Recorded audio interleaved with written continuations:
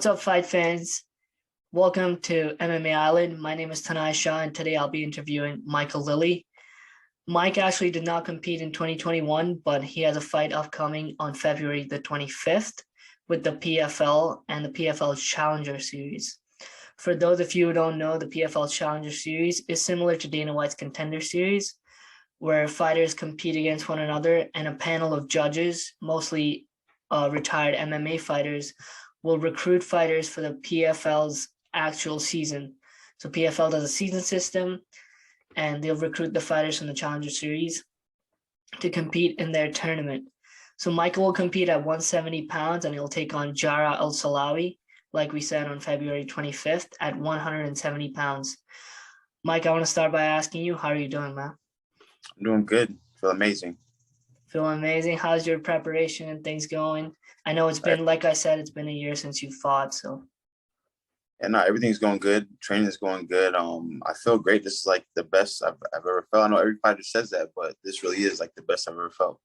Yeah, it's good. I mean, you look good. Like, you look happy to be back competing. Do you really feel that way? Yeah, it's been I guess tough for me to get fights, and it's been, like you said, a year. And I have names brought up, sent to me. They'll agree to the fight, and I don't have the best record, but they look at my record and then they say no. It's weird. It's strange. Yeah. I mean, yeah, that happens because people, like, some people don't do their homework enough, and you just look at the record and stuff. They don't look at your skills and your performances and things like that, so I'm sure. But how do you feel to be a part of the Challenger Series now? I feel grateful, and I'm thankful for the opportunity. It's a big opportunity. It's a life-changing opportunity. And I'm grateful and thankful that PFL's given me the opportunity to showcase my skills and show the world who Michael is, because this is a big, one of the biggest organizations in the world to be fighting on. Yeah, absolutely. How did it come about? Like, did they reach out to your agent, or did your agent and yourself go to the PFL and say, I'd like to compete in here? And They reached out to my coaches, and then gave my name, and they accepted me. That's awesome. So your coaches are Daniel Valverde and Cesar Carnero, right? You train at MMA Masters. How's that been? It's been good. I've been with them since the beginning of my career, and I'm still there now. Yeah, how did you end up there? Because you're from Florida, and there's so many MMA gyms in Florida. Besides Vegas, California, Florida is the top 3 for MMA gyms in America. There's Sanford, ATT, to name a few big ones. How did you end up at Masters?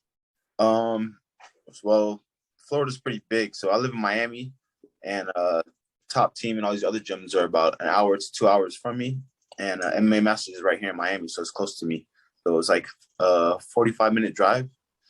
So it's not as far as the other gyms, and yeah, that's why I've been there, because it's closer to me. Yeah, and what do you like most about being there besides the closeness to where you live?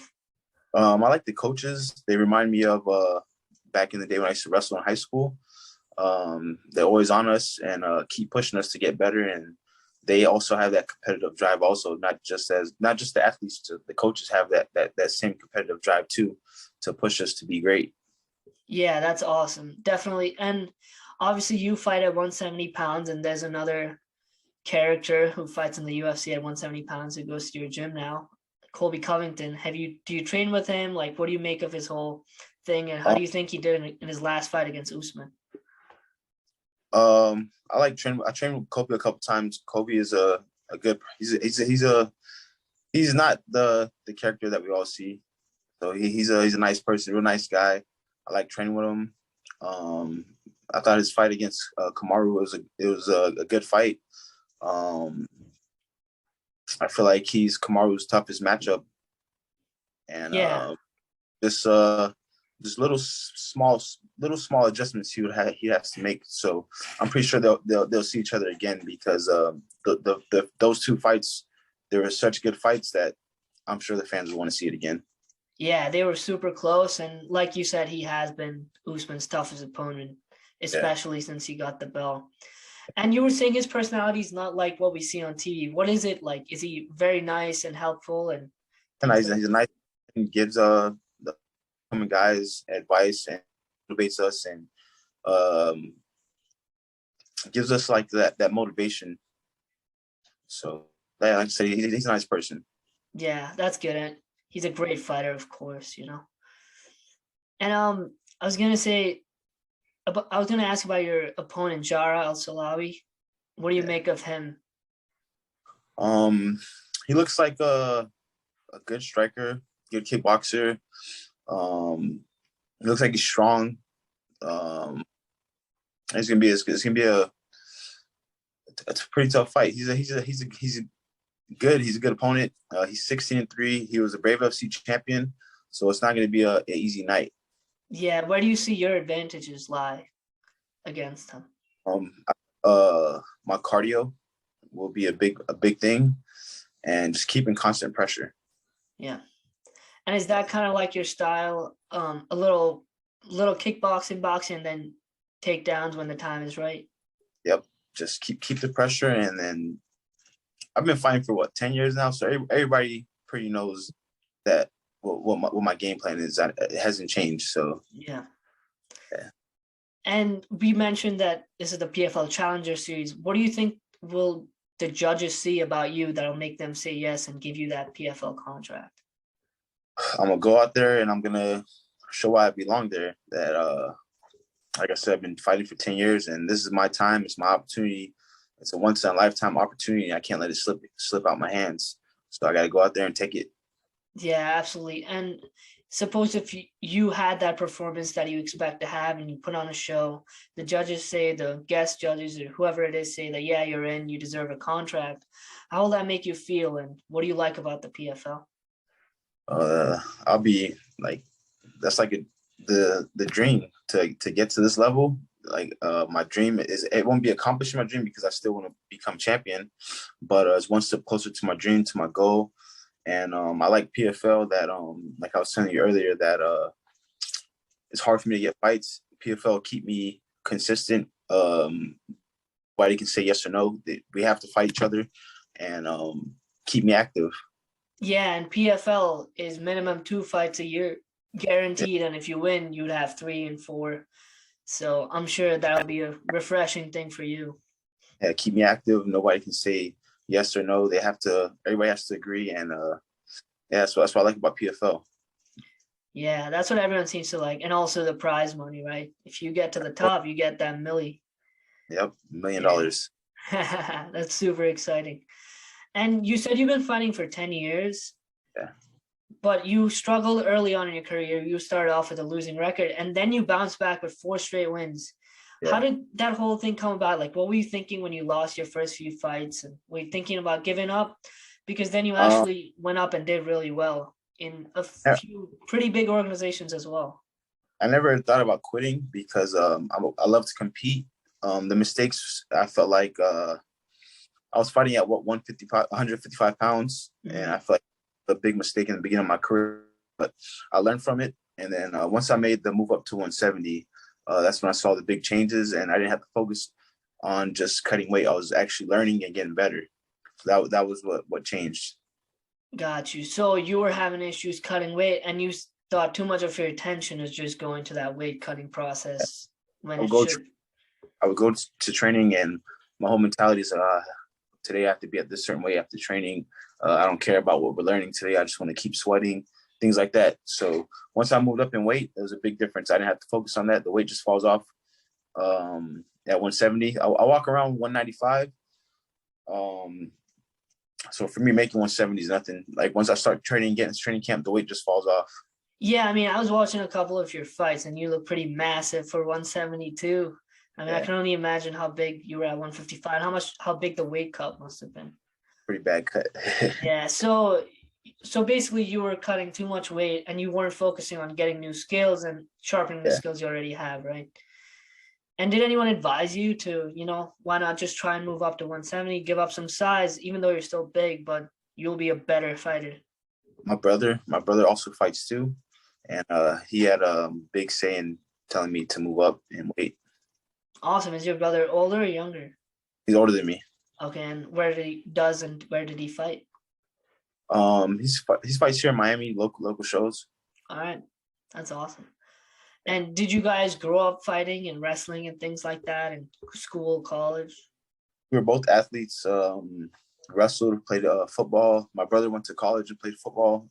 All And right. yeah. Where did he play? He played junior college, SUNY Canton in New York. Yeah. Yeah. That's awesome. Yeah. And if you were playing football as well, what made you transition to wrestling and then MMA? Well, I started off wrestling Okay. and did football, so to stay active because I didn't want to do off-season wrestling. Yeah, the reason why I never went to college to compete, it was I stayed in Florida. Florida doesn't have they didn't have, I'm not sure if they still do, but when I was in high school, Florida didn't have college wrestling. So I decided to just regular Miami-Dade, and I still wanted to compete. And my brother had a dream of both of us being MMA fighters. So then we ended up training. Once he had the dream, he called me, and one of my friends, one of my brother's closest friends, his dad is James Waring. Back in the day, he was a kickboxer, champion, kickboxer champion, boxing champion, and he was one of the guys that competed in one of the first MMA events back in the day. And then my dad was friends with him too, so my dad ended up making the phone call and telling him that me and my brother wanted to start training, and we started off with him. Got it. That's an awesome story. Actually, you just had a dream, and then you guys had a connection with the kickboxer as well.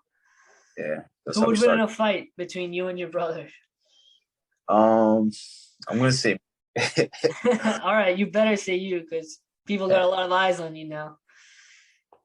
I was gonna say, if you had to say something in the PFL saying, here's why you should recruit me, obviously your performance, you'd want to show it through that, but your personality or something you bring to the table that some other fighters maybe don't, what would you like to say to them? PFL. Yeah. I would say that I'm exciting for the organization. I'll put on a lot of exciting matchups against a couple of the guys they have there.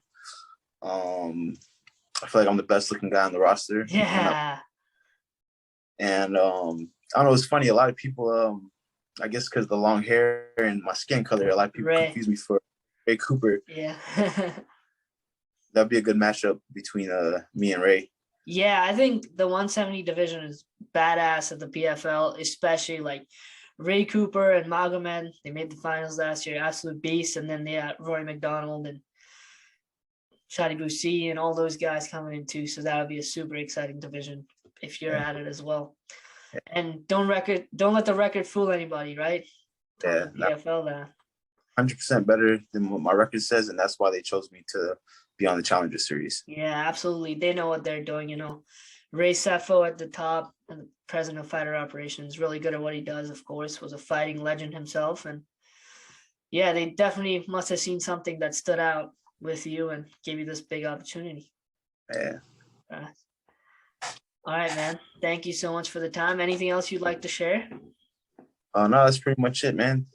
Thanks a lot. I appreciate you for taking the time out of your day to interview me. Of course, man. Anything else, let us know, and hopefully we can get to talk after the fight as well. See you in Orlando. Yeah, see you in Orlando. Thanks for the time. And guys, thank you for watching the video. Check out MMA Island, YouTube, Instagram, and they're doing great stuff all the time. So thank you for supporting and keep doing that for MMA Island. Thanks, Mike. All right, no problem. Thanks again. All right, take care.